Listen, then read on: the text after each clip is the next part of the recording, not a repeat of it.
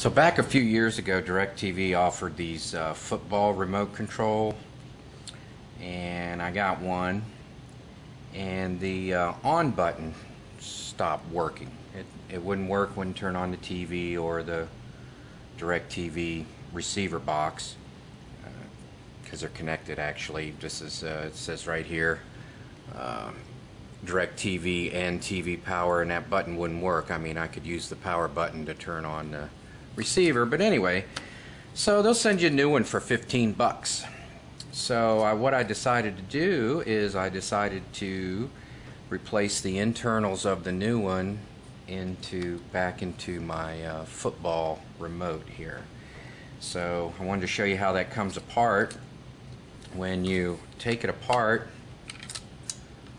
there are two screws back here which you can see real easily, but it won't come apart.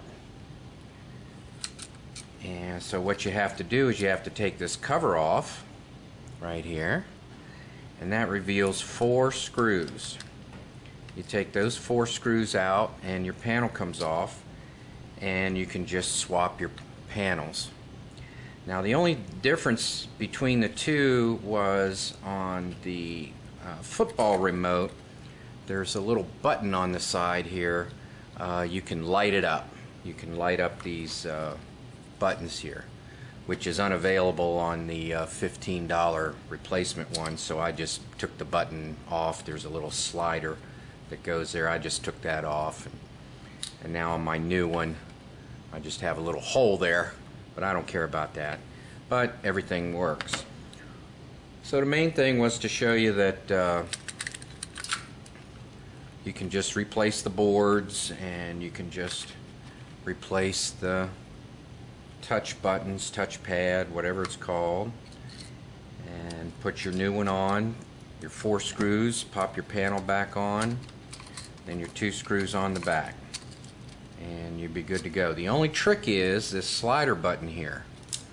This slider button has to line up with this guy right here. So you need to make sure when you put your new panel back on that the slider right there is lined up with the pin right there. That's the only thing you have to worry about, and everything else should go together real nice. And now I have a remote control back with my football team on there, and I just thought you might want to know how to take those remotes apart and do something like this. And one last little detail: if your old pad is dirty and you want to use the new one, you are going to have to poke a hole in the new one, because there's an alignment hole right here between the 5, 6, 8, and 9 buttons, and you'll have to poke out a hole to line it up in the tabs right here. The new remote doesn't have one, but the old remote has a little alignment tab like this guy right here. So when you put your pad on, the numbers won't stick out all the way because there's no hole there. See, this guy doesn't need it, but if you swap your new one out for the old one, then you just have to poke a hole right in there. Best way I found to reassemble it is to go ahead and put your keypad in there. Make sure all your alignment tabs are sticking through. Then you do not need this pad because there's no light on there that's to light it up, so you can forget about that.